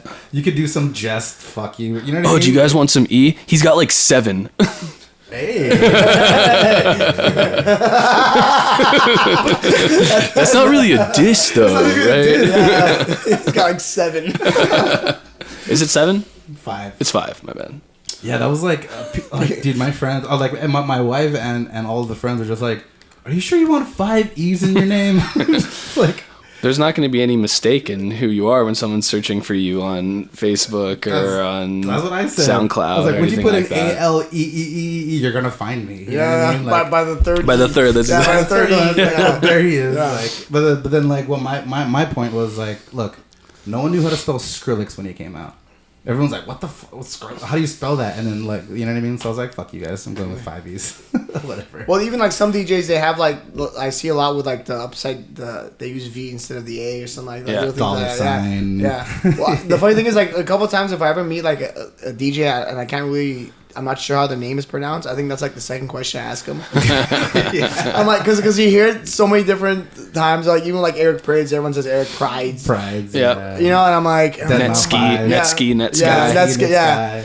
And you're like, dude, what's the right way to say your name? You know, and then you're like, finally, you're like, oh, okay. It's like Sunburn, right? Yeah. So he had a different alter ego before that called Fire, but it was spelled FYOR, and everybody thought it was Fior. Yeah, Fior. And I remember just like telling people like, no, you're wrong. It's Fior. And then finding out later that it was fire and just being like, I never want to talk to those people again. Hey, remember that one time you were like, no, Nope. Why? it wasn't me. What'd you hear? Dude, speaking of Fior, dude, the Fire Festival shit. Can we talk about that for a little bit? It has been a minute, right? Fuck. But that guy's like going to jail now, like big time. Yeah, Right? yeah. He's like indicted for like fraud and all kinds of bullshit. Like, Yeah. Yeah, that was pretty. The funny thing is, I remember I was at like I think it was the Chinese embassy waiting for my visa, and I'm just reading all these like fire, and I'm seeing all these like people are posting pictures of like the sandwiches, which is like like a cheese. And, Yeah. like, it was like a container Prison with like food. everyone's luggage. I'm like, what the fuck is going on Yeah. here? And the tents are just like horrible, like refugee. It was just Yeah. it just did not look fun. And it sucks too because I mean some of the packages were like up into thousands. Well, yeah, I think it was starting at like 1,500. There were packages that were like 20K. Yeah, It's like private jet situations, and they're like, all right, well, we got you here. Now it's basically Survivor. yeah. Yeah, that must have been like, I mean, have you guys seen the video with like, it's like the head of the promoter guy, and then it's like Ja Rule, and they're like in some kind of like room, and they're taking shots, and he says like, oh, you guys have to No. see this. It's like I think it's like weeks before the event goes down, and like they're taking shots, and he says some cheesy bullshit like, here's to living like rock stars and fucking like porn stars. It's some bullshit. Yeah. Like the cheesiest line you could ever say. Like, Oh my god, dude! And then like, I remember when that hit, I was just like, okay, I gotta get Twitter again because I have to. Yeah, start you just want to reading see that shit these show. comments, dude. Like, but like, I think that might be a problem. Like, I think the fact that that guy was allowed To do that. is Yeah. like, I don't want to say that it's going to be a trend, but I feel like with like, you know, EDM blowing up the way it is, like people feel like Classic goes to a festival one time and thinks he can do that. Can throw himself. an event. Yeah. It's kind of like an omen of like the bubble bursting. You know what I mean? It's like any Joe jackass can go throw his own fire festival in the fucking middle of the ocean. Like, no, you can't. If you can just like make it. I mean, if you look at him too, he just looks like if you have $20 in your pocket, he'll get that $20. Real Martin Scorsese looking motherfucker. Straight Martin Shkreli shit. Straight up Martin Shkreli. The guy had Martin Scorsese vibes. So it's almost like if you can like you can persuade someone to give you like X amount of cash, then you can pretend to throw like a half-ass festival. Yeah. But dude, there's so much that goes into it, and like some of the stuff you don't realize. So, and Like liability. yeah, Insurance. yeah. Or like making sure if something happens as a backup plan or something. I mean, there's some people that throw events that I know of that they'll throw a party at this one event, like it'll be like after hours, and then in case it doesn't work out, they have like backups or something like ready to go. Just That in backup case. USB. Yeah, exactly. Yeah, the backup USB. Yeah, and you have to have that because if you don't have that, then party's down. You're like, all right, Yeah. what do we do now? Yeah, I mean, like even when we like throw like our little festivals like at Woodley Park, you know what I mean? I have like a friend who has a backup generator who's super close. I have hella extra cables in my bag, you know what I mean? Like you have to, and like, you know, like I was saying, like on my phone, I have like ready to just put music on my phone. You have to have like these like backup plans in case shit happens. And it feels like those guys who did Fire Festival just like either they didn't do their Woodley Park shows, so they didn't know. They just jumped right into it. Yeah. Let's throw a humongous festival on a private island somewhere, and like it's just like about the Woodley Park shit. The first one we did, it was like, dude, I was building diagrams in Photoshop about like where the like cables are gonna go, how many cables I need, how much gas it takes, like, you know what I mean? And that's just a fucking Woodley Park like free show. Yeah, I can't imagine like something like EDC or Ultra or any of these big, even like Desert Hearts. You know what I mean? Like, but they all started on small scale. You know, EDC, the first one was tiny. There was like 250, 300 people there. Yeah. You know, so those guys who are still around were doing exactly what, you know, we're doing now. 20 years ago. Yeah. Which is I was just blown away about the whole Fire Festival thing. I was just like, what? How did this fucking happen? Yeah, I mean, I heard that Hurricane Katrina survivors had a better time at the Astrodome than Fire Festival. There's another one. There's this movie that they just released too. I think it was off of what we started with, like Carl Cox. I heard about that. I haven't seen it yet though. I think from just the video, it's pretty much kind of started about how the beginning of like Ultra, where it was too. I think they mentioned it was the first one's like on the beach and like one stage. I just saw an ad about that. Yeah. Yeah, and then what it is now, which I mean, that festival is like huge. Humongous. And then not add that up with like Miami Music Week, and you just have like nonstop parties like the whole week. It's South by Southwest. Everyone who's at South by Southwest picks up their shit and goes to Miami. Yeah, that's insane. Speaking about Miami Music Week, I've been wanting to go to Damian Lazarus's Day Zero. Oh my God. The Get Lost one. It's 3 days nonstop. Oh my God. I think it's so. 3. I think it's like 3 days just nonstop music. In Miami? In Miami, yeah. Jeez. During Miami Music Week. Yeah. And God. that's what everybody says. Like everybody in the house and techno underground world says like Ultra is cool, obviously, but there are better parties. Miami Music Week. You can get lost in Miami Music Week. Yeah. Just that alone, all the parties and shit like that. You can basically find everything you'll see at Movement in the clubs during Miami Music Week. Yeah, or like in a yacht, like right. I think I don't know if John Digweed does it anymore, but I know he used to throw these like killer like yacht parties. I haven't really like looked at anything that's going on this year because I'm like not there too. I'm like I don't want to like look at these lineups and be like I should be here. I think Digweed was the one that I saw in the video on the beach at the first Ultra, and it was like him talking about that and seeing like, and then showing footage of him like last year playing main stage. Look how far we've come. Yeah. That resistant spider. Oh, dude, I want to go just for that. Just that. Yeah. Just want to see that. I'm just gonna stand right under it. Yeah. The thing is cool. If you've seen like the inside of it, they have like the booth. It's like a rotating. The table area that they use, it's rotating. So like the DJ's spinning. No. So like let's say if like the DJ's there's a changeover for any reason, it'll like the circle will like move. And it like shifts over, yeah. It's rotating stage. Yeah, I remember I was watching like last year, and you could see like the inside of the booth, and then you're seeing like do the whole changeover and everything. I'm like, wow, that's pretty insane. Fucking crazy. Yeah, that shit is wild. That's like I can't imagine, starting off as like where we are right now, and then like becoming like EDC, like Ultra, like Tomorrowland, whatever. I can't imagine what that feels like. Where do you see LA Waldo? Like, what's in the future for LA Waldo? Well, definitely, I'm getting more into throwing like my own events. Mm-hmm. Because right now you're basically promoting for like Exchange and Sound and all these different clubs. Yeah, right? And building your base. Yeah, totally. Yeah. So then at that point now it's just like, I've been doing a lot of the gallery takeovers. I probably do maybe like 1 or 2 a month. So that's been consistent for the past like 6 months, I'd say. And then, in December, I think I had 4 gallery takeovers. Damn. That was a pretty insane month. Yeah.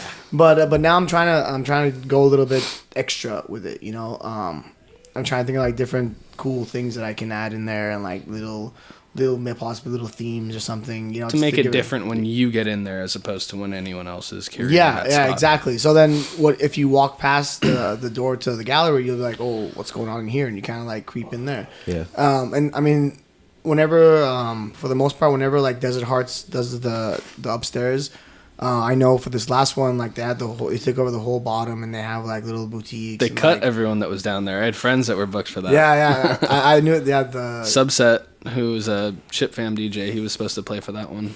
Yeah, I remember like that happened. Yeah, I knew the girl that was throwing it too, and she's like, oh man. She's pretty bummed. Yeah. Yeah, well, that sucks too. I mean, could you imagine if, like, the day before we were supposed to do our thing, like, Ed Bangers people are like, oh, yeah, never mind, we're taking downstairs. We're taking it all. Look at me now. This is my gallery. Yeah. Look at me. This is my gallery. Can we still maybe get some comps? Yeah. I get a drink ticket. No, you have to go outside and come back in. I'm on guest list closed 5 minutes ago. A lot of people are on that guest list. Back of the line, buddy. Honey, everyone's on the guest list. Oh shit. But yeah, definitely I'm definitely looking to more throwing. I mean, besides exchange, looking at different venues. Cool. And just kind of taking it from there. I try to do like a little bit also like little charity work too, kind of give back. Sick. That's why I did the I did like a mini Facebook fundraiser for children with hair loss.org as a website. So basically what they did was all the hair you donate, they offer to their patients for free, where some other people will like Charge. either goes to like their Medicaid or whatever. Someone pays for it. Yeah, someone pays for it basically. Okay. So I thought it was pretty cool. So then when I cut off my hair, that's where I donated it. So and like Rad. added bonus, I'm like, here, let me just see how much money I can send them to as well. So I'm trying to stay I'm trying to be the future ones. I definitely want to stay more current to like something around LA since It's your base. since it's the base. So I might as well take care of like my people too. You from LA? Yeah, well, not LA, but like the Valley. I was born and raised. Pretty much, yeah. I lived here my whole life for the most part. Like I moved to like Greater Los Angeles. Yeah, like the greater one. That's about 150 miles. San Fernando. What? Yeah, I was born and raised in San Fernando until like 23, and then moved to like North Hollywood. Then stayed a little bit in like Huntington Park, and then moved back to Tarzana, and like now I'm like looking more towards like going like north of like downtown, like Glendale area. So that's like my next venture. Totally. Because the drives are just like killing me. Yeah, dude, you said you're in Tarzana? Yeah. Yeah, that's a drive. Yeah. Dude. Yeah. I used to live in Sylmar, so I feel your pain. Oh yeah, Right. and there's nothing. And the worst part is too, is sometimes I'm like, I want to have people come over, after party. Yeah. But then you're talking about like a 20-minute drive from like the last drink to like getting to like, by the time they get to my place, like, I think I'm just gonna go home. And I'm like, It's a $50 Uber. like, man, it's so close. I'm like, I just want to party. Like, come on. Yeah. I got a spot Yeah, I got a spot. It's right here. right here in Tarzana. It's right here. Super cool after party, bro. No, Speaking of after party, that's how you two. That's how we got connected. Yeah, that's how- right? that's how- the exchange show. We had an Yeah. after party after your show at Avalon, right? Yeah. We Yeah. were doing the The Destructo Fisher thing, and Waldo had a table and was being extremely generous with a few of us. Oh, And yeah. like I was saying with you guys outside, I think that we've probably crossed paths, 8 to 10 times in the last few years, but that was the time where we really like connected. And then we were after partying at a mutual friend's house, and I was playing music for him. He was digging it, and one thing led Yeah. to another. And I remember too. I think I brought up casual, like randomly, like, man, I gotta book these DJs. I gotta do it like soon. I'm for Breakpot, and then like that's like, oh yeah, we'll do it. And then like I went into promoter mode. I was like, oh, well, do you like what's playing right now? He's like, yeah. I was like, well, I mean, wouldn't it be easier if you just like booked a whole crew? No, yeah. What really got me was like when you mentioned the crew aspect of it. I was like, oh, dude, that'd be dope, dude. Like, I think it'd be different. And then We pumped that video out within like a day and a half. Yeah, that video was clutch too, and that was another thing too where I wasn't sure if they're gonna okay it because like some there's all these different things where Branding rules. Sure. but it was cool in the end. Like you guys got to run, we ran ads on it and it looked good. Yeah. So that definitely adds to it too. I mean, because it also presents yourself. Level of professionals, Yeah. and you knew we were taking it seriously. Yeah. Oh yeah. And you guys were on it too. Like we even did the walkthrough earlier, make sure everything was all good. Yep. I had like my notepad and everything. I Yep. clipboard, a pen, like a tape measure just in case we had to do anything. And Yep. it was perfect. Like it was, the whole thing probably took like maybe like 15, 20 minutes. I thought it was gonna take longer, but I just want to make sure that it was like, Yeah. because the last thing I want to do is like come in like Saturday at like 8:00 and like, oh, what are we gonna do about this? And it's like, It was such a quick turnaround. Like that Fisher show was 2 weeks before the Breakbot show. Yeah. Like, were you stressing before you booked the DJs for that show? Like, it's gonna be in 2 weeks. oh yeah, no, like that's why I was talking like that Friday. I was like, man, I gotta book it this weekend. I gotta do it this weekend, dude. Because like it's honestly, it's just tough sometimes. Like most people don't know this, but I do have like a full-time job, and like like an adult job. And, you like, get lost, right? Yeah. I just walk around just getting lost. Yeah. Someone pays me. Find your cane and dog Yeah. and sister and fucking wizard. Someone pays me just to get lost. Where's the money coming from? I don't know, man. I don't Get lost. I don't ask questions. I just cash checks. Get lost, we'll find you. Yeah, totally getting lost. I have a team of people that'll come find you. Yeah. We have books. We got you. We got books. Oh man. But yeah, so it's grueling. Like, I mean, most people don't think there's a lot of. I mean, there's a lot of time that goes into even promoting too, especially for me because I have everything mapped out. I have everything scheduled. Got so your like campaign. 9:00, everything, and then after scheduling the posts and like doing the graph work on those, then there's like scheduling them, and there's like all these tagging, adding it to the updating websites. So then. When I get home, I'm doing like another 3-4 hours of work. So then pretty much like I have like my weekdays are just like.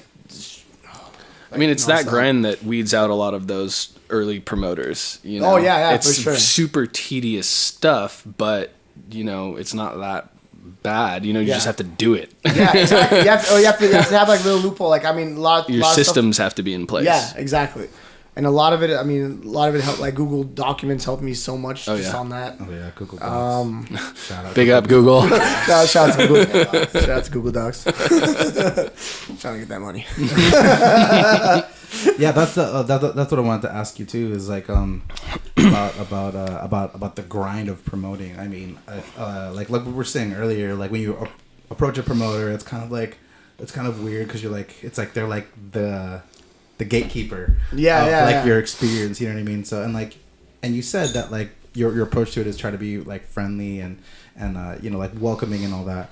But like what words of advice would you give to any promoters in the LA, or not in LA, but just in any scene, in the music scene for promoters? What word of advice would you give to them? One of the best things I would say is treat every person the same. Because what's happened a lot of times for me is I've always treated like my guest list people, for my ball service people, the same way.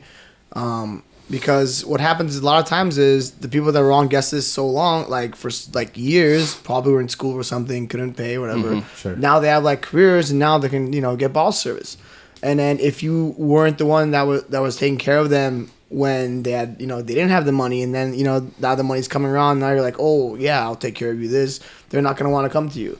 So that's what happens to me a lot of times, or like people that are on guest list for so many years and I'd comp just because like, I'm like, dude, like I have extra comp, but if you like bring me like a couple girls, like that's yours. Like little things like that. And then in the end, whenever they have like, a birthday or something, they're going to come back to you. So, I mean, the best thing is just treat everyone. I mean, that just kind of goes with life, you know. I was just gonna say that. I was like, you're treating it like it's this big promo secret, but that's also like the secret to being like a decent fucking human being. Like, but you still be surprised too. Yeah. I mean, like that's why. You still have to mention it. Totally. Because I that's like one of the things I always tell them. Like if I have someone new on my team, I promote. I'm like, dude, like just stay consistent and just treat everyone the same, because your guest list people could become your boss service people. In the blink of an eye. Yeah, in the blink of an eye. Yeah, you never know. I mean, what if they're just finishing up college and they land this amazing job? Next thing you know, they're like Six-figure job. Yeah. Now they're at exchange Yeah. every week. Buying all kinds of how bottles. many bottles can this buy?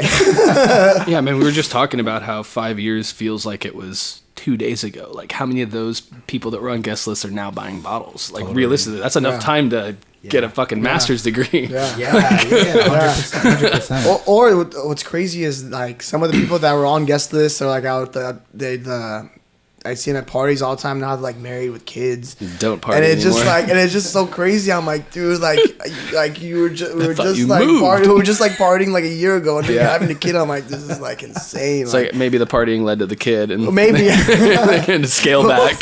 How'd you guys meet? Well, Carl Cox, man. Waldo got us into that one club one time, and then it just happened. I don't know. Hopefully, I've been responsible for making babies. Yeah, you wouldn't be doing your job if you haven't been. Haven't had a hand in making babies. Yeah. Shout out to all the babies out there. Shout out, babies. Shout out, babies. This was something I wanted to ask you also. Like, is there like any kind of like rivalry that like kind of goes on in the promoting world? Because I mean, like, okay, just for myself personally, I know you and I know Marco Cervantes. Those, like, you two are basically like, I feel like you guys are the biggest promoters in the And Lena Alf. I don't know her, but Yeah, You do. Yeah, yeah. You do. Yeah. Fuck. Shout out to Lena. Shout out, Lena. No, there's a couple. I mean, the one who was on my team, I was on his team was Adrian, and he was like one of the he's Adrian like one of LA? the top ones. Yeah, Adrian Yep. LA. He's one of the top ones too. Okay. But yeah, I mean, there isn't rivalry, but there are instances where some people are new to the game, and then they try to like steal clients. I've got a couple of calls. Poaches. I got a couple of calls saying, Poaches. or texts saying, "Hey, so and so gave me their business card after I told them that you're my promoter." Which is fine. I mean, it's not fine, but like I'll still approach them and be like, "Look, man, just don't do that. Like, just please don't do Yeah. that." So hopefully, I mean, I'm sure it happens where people try to steal my clients all the time. It seems kind of like a semi cutthroat ish. There it is, comparing it to the drug dealing game again. Like, Well, yo, this is my block, actually.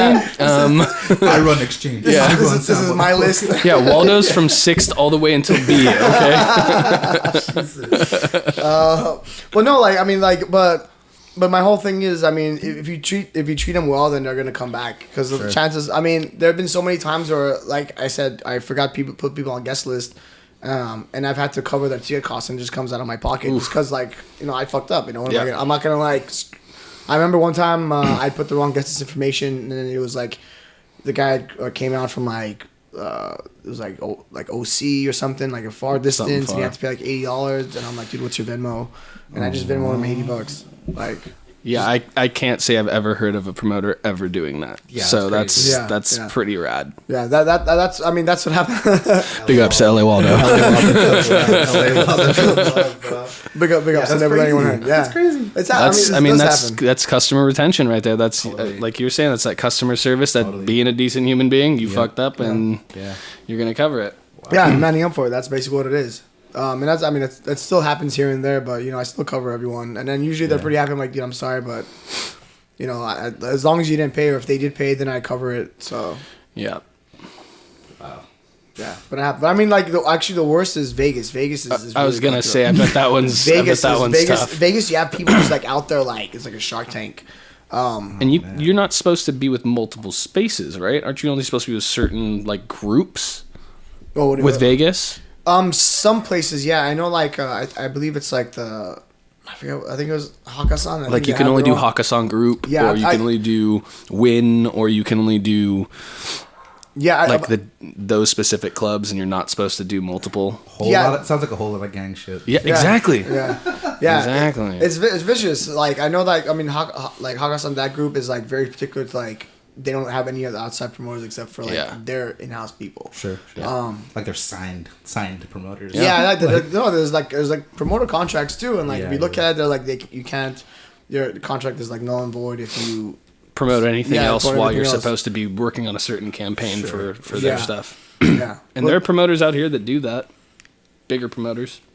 Yeah. Well, whenever you're talking about like bigger companies that aren't lead person, then you have pretty much they promote every single venue. Yeah. But I think some of those also lose that like personal touch too, because Starts to feel corporate. yeah. And, like you're not really dealing with someone. Yeah, that's where Amazonification. Yeah. I tried that approach too. With like you just had like just a random company, and I kept my name and everything off it, but the numbers like weren't there as opposed to like me being there personally. So like I kind of was like, it was almost like a test to see like if that would work, and it's still like the personal touch like really goes a long way. It's like the old school sales rules from like the 50s, 60s, 70s. Make it personable. You're not selling a product, you're selling yourself. You're selling an experience and a connection with somebody. Exactly. This podcast is turning into like a clinic and Masterclass with LA Waldo. Everyone's taking notes. Be a better promoter, be a better human. If people can get that lesson, I'll be happy. Just being better human would be pretty dope. Like just be better, do better in life. Yeah, you know? Totally. Dude, speaking of being a better human and being a better life, can we just talk about Datsik for a quick second? Oh man. I mean, I have no whatever. I just feel like people who are like talking shit on it, who don't have any kind of like not skin in the game, but like any kind of personal connection to it, are just like, okay, what are you doing? You just like talking shit on social media or something? Like, I mean, I don't know. It just I don't know. What do you think? I mean, we're at this. I think we're at this like really weird like movement where I mean, it's completely just, of course. Where like, I mean, it's just not cool. To kind of put women in like a awkward situation or like an abuse of power that's happening. It's the climate. Yeah, it's everywhere, and it's all coming out right now. And it sucks too, because I mean, if there's ever an instance where like I could feel like someone's uncomfortable, like I kind of like, you know, hey, you know, okay, or something, and like the last thing I want is for someone to like not have a good time, feel uncomfortable and like, weird. If someone feels worried about, I'm like, dude, like, you know, you want to go home or something, like it's completely fine, like totally. It's all about communication too, you know, and I mean, it's cool that, I mean, the whole thing is not cool, but it's good that it's being brought to attention now, because I know like one of the biggest issues is like not saying anything, because you just, there's that the whole ordeal that, you know, I can't really speak too much for it, because I you know, it's different when you experience it as opposed to just like the outside perspective on things, hearing about it, versus experiencing speculative, like totally. I mean, I can understand like the whole view of like not saying anything, but then it's also it's commendable that women are actually coming out and saying it. I mean, otherwise, like, you can't really fix an issue unless you talk about it. Totally. I mean, his management moved pretty quickly. Like, everything came out, and, like, the next day he was, like, dropped from everything. It was really nuts. Like, he hadn't been charged with anything. Like, there was no trial. Like, he was just dropped. So it's like... It's like the dude's losing his career. Like, he may or may not have done these things, but at the end of the day, like, these people were put in a questionable situation where that is something that has the opportunity to be, you know, said. Yeah, said. Yeah. Like, you should know better than to put anyone in a closed door where you're the only person with them and you don't have any other witnesses. Like, that's opportunism is everywhere. Oh, you know, 100%. And especially in this climate, it's like, how are you supposed to know? Yeah, it's like it's almost scary, because I mean, like, obviously I'm not on anyone's side, but it's scary that like someone can just say something about you. Yeah. And if you're that big of a personality, your whole career is gone in a second. Like Louis C.K., like all this shit. You know what I mean? Like, just take every sexual abuse, anything. Like, it's scary. It's scary because that, like, what if Datsik was never in a situation like that at all? What if Louis C.K. admitted to it, but like, what if like any of these things, like, they didn't do anything at all, like, and all it takes is a Twitter, like, Gaston Killer. You know what I mean? What if that wasn't even a situation, but all it takes is a tweet, and if you're big enough, they can take you down like that. Yeah.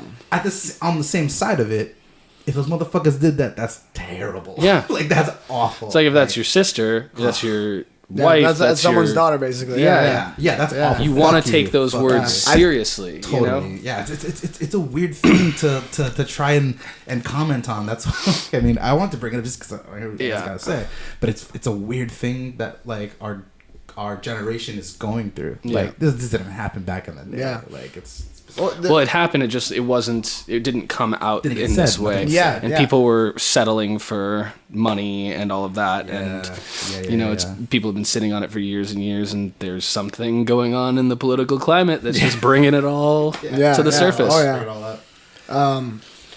But I mean, there's been I mean, even in the club, dude, you see all these, like, guys and just, like, dude, like, basically, like, dry humping the air, like, right by the girl's ass. And they're just, like, moving closer. And I'm like... And most of the time, like, I have a lot of, like, friends that are girls, and I usually hang out with them, and I always see all these, like, creepy guys, and, like, I'm like the guy that's like, I'm kind of like, I just, like, look over and I'm like, what's going on? I look at her and I look at them, I look at her, and I can tell she's, like, kind of weirded out. I'm like, all right, I'm just gonna, like, butt in, like, kind of, like, come in between. You gotta have a signal with your girlfriends at the club. It's like always like well, I just have like a third. And I I just feel it. I'm like, something's not right. Just like kind of like Spidey sense. between. You did Spidey sense. Yeah. And like one of the best compliments I ever got from a person is saying like, dude, thank you for not being creepy. I'm like that. I'm like, dude, that's like one of the best things anyone can ever ask me. Because I try. I mean, a lot of times people always think like, oh, he always has like an external motive. Like, dude, I'm just like You're a promoter. Like, yeah, I feel like there's a reason. Yeah. Oh, he's just a promoter. Yeah. Yeah, I'm sure you get that all the time. Yeah, but I'm like, dude, that's not me. Like, I'm not like that, you know. Like, that's another thing everyone says. Like, oh yeah, I bet you get a lot of girls. I'm like, dude, that's not the point. That's not the point of what I do. But Yeah. That's okay. Let's not talk about such depressing things, but let's talk about some funny shit.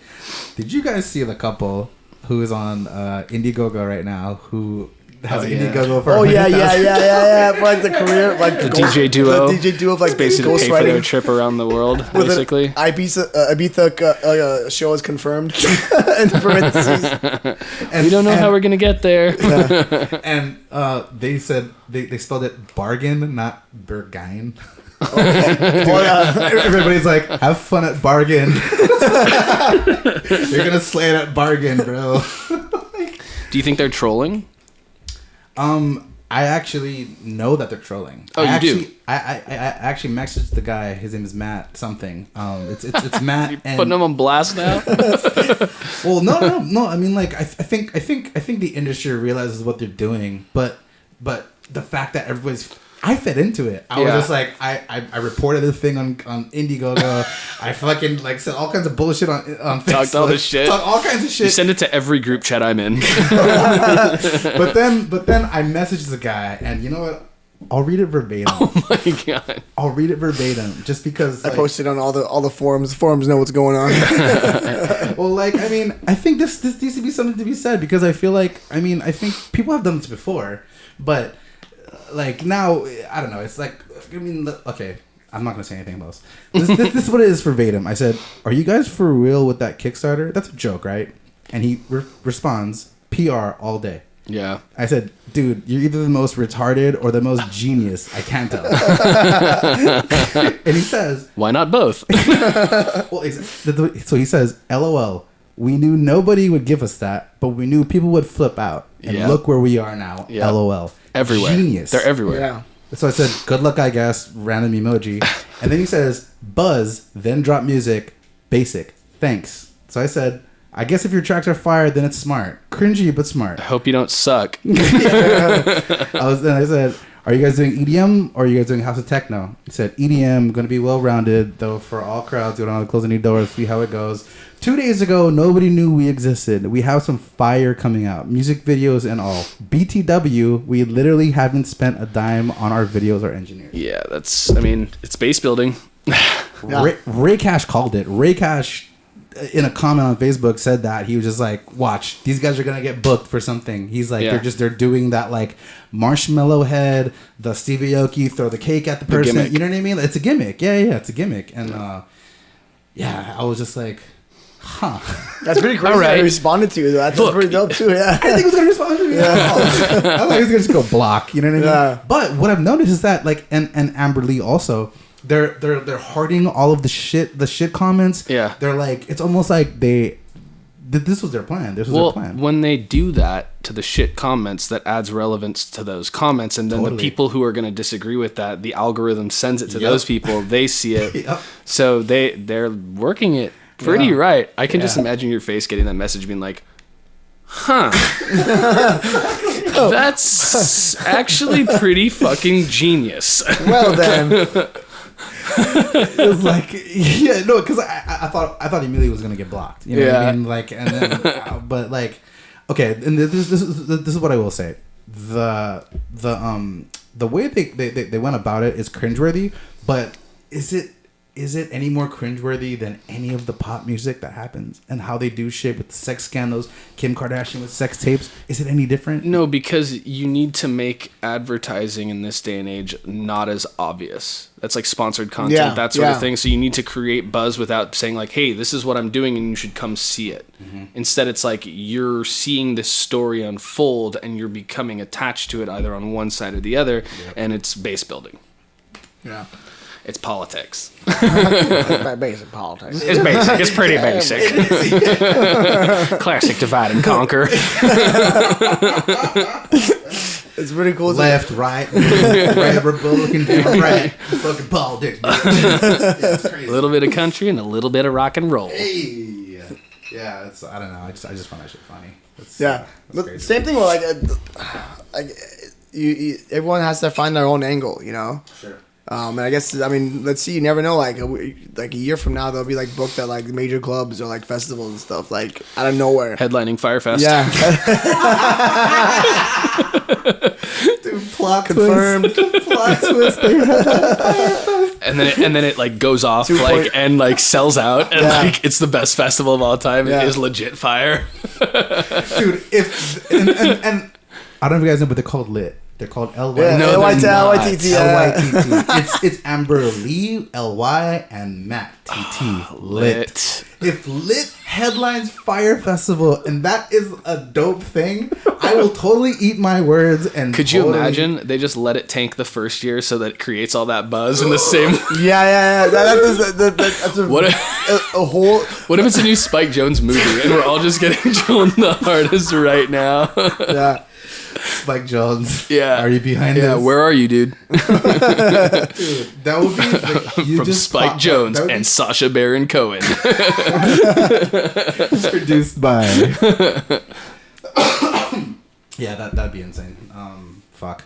Yeah. All right, that's enough shit talking. Let's wrap this up, boys. Waldo, what show in your expensive roster are you most excited for in the next month? Let's just say the next month. Oh, let's take a look. There you go. Hey. Whoa, big guy's got to pull the calendar Yeah, here's a out. look real quick. Let me check my schedule. Low-key, I pretty much live off of Facebook events. Same, dude. Because everyone's like, oh, what are you doing this week? And I'm like, that's a good question. Let me And then I'll just like look Yeah. through my whole list. Yeah, dude. I'm pretty excited about. Let's see what we got here. Well, of course, like the Factory 93 event Carl Cox. during the day, Carl Cox. Cox, and the looks after fun. party. Yeah, that's yours, right? It's your after party at Exchange, right? Yeah, Yeah. the exchange after party. I think, I believe I have to double check, but I think that one's sold out completely. Also, Already? yeah. So that gallery, though. That one's I don't know. Good luck getting in my That gallery though. It's like, I can't even get you a ticket, bro. Oh, I already had I already got like the guest list and like I'm like, dude, there's not gonna be a guest No list. way. Like, yeah, No there's way. not gonna be. I mean, I don't think so. Just grab tickets. As much He's as hot you as can. fuck right now. Yeah. Like, And he hasn't played. I think the last time he played, from what I heard, I think it was like 2013 at Exchange. the same night as Swedish House Mafia, the second night. Was it really? I walked from LA State Historic to Carl Cox, and they let us be in our like gnarly outfits. shit. Yeah, Yeah. Well, yeah, you can't go home and change. No. Usually, whenever there's like the festivals, they let everyone in. Like that. I remember that with like the Yeah. hard after parties and stuff. That they would just Yeah. be like, "Oh, you can wear shorts and hats, and nobody gives a fuck. Just, Yeah. you're gonna come spend money, right?" you got money though. You didn't spend anything over there. Oh my god. But then like in April, I'm actually doing basically I'm spreading out like my birthday party like all over the place. Tight. So I'm doing one of my birthday parties at the Fisher and DJ Dave show at Sound. Yeah. On the 7th. One of your birthday parties. One of the birthday parties. This is official. And then the second one. So I'm planning to do like 3 or 4. Damn. Oh boy. Legend. Oh, and then of course, and then there's that weekend. There's actually the Macioplex show at Thermal. We talked about it a little bit on that's right. April 14th. That was pretty exciting. And the next day, on the 15th, which is actually my birthday. My birthday's on the 15th. There's the Chris Lee being Joseph Capriati show. That's Sound Presents. Yeah, that day framework. party. Yeah. And after that, let's see what else we got.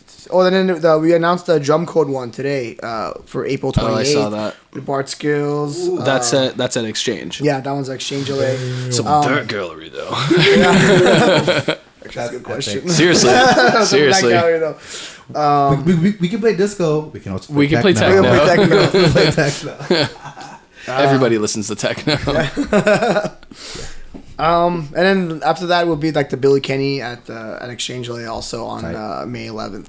Nice. But that's the one. That's the gallery takeover I just got to, which is that's the one I'm gonna be doing like my big like reveal for like certain like my like new event company in a way, or like just a different event I'm gonna throw. So Cool. That's pretty exciting. So I'm like gearing up for that.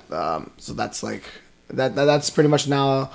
I'm going back and like mapping out everything and like plotting it out. So basically, the gallery is just fucking amazing that night. So I'm pretty excited about that.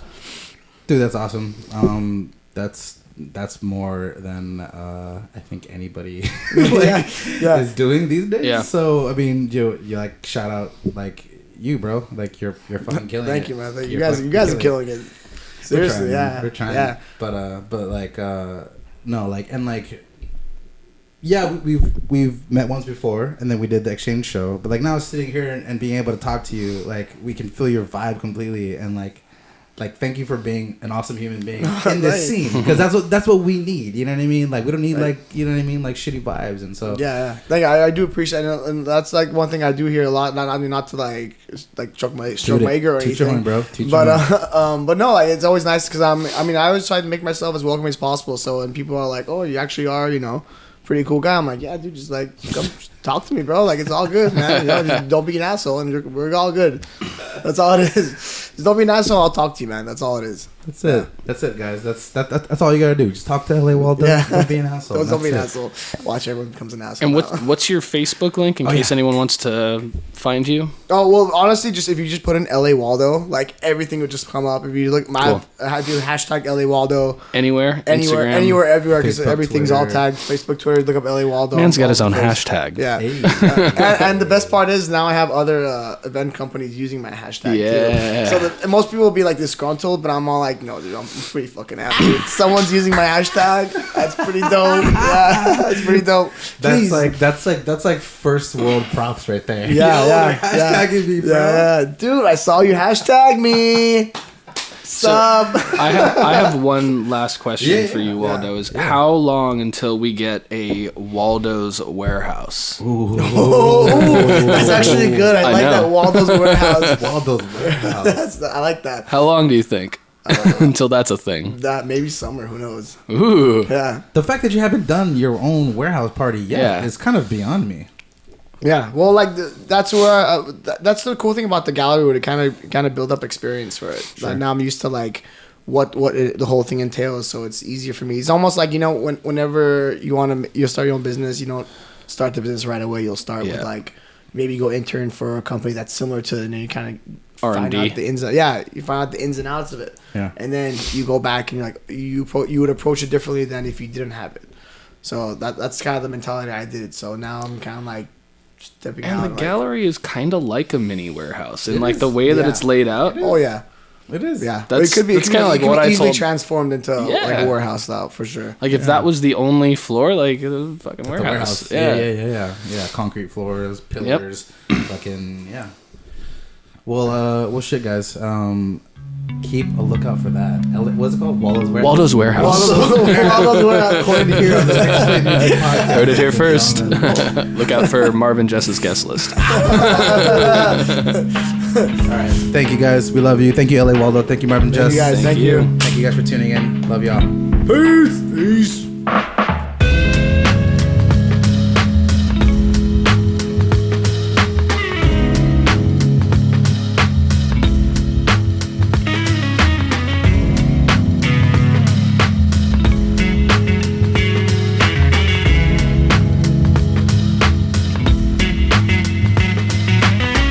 Thank you guys for tuning in to the Mixed Plate Podcast. I hope you guys enjoyed that one as much as we did. If there's any promoters out there listening, I hope you guys learned a little something from Waldo, because I certainly did.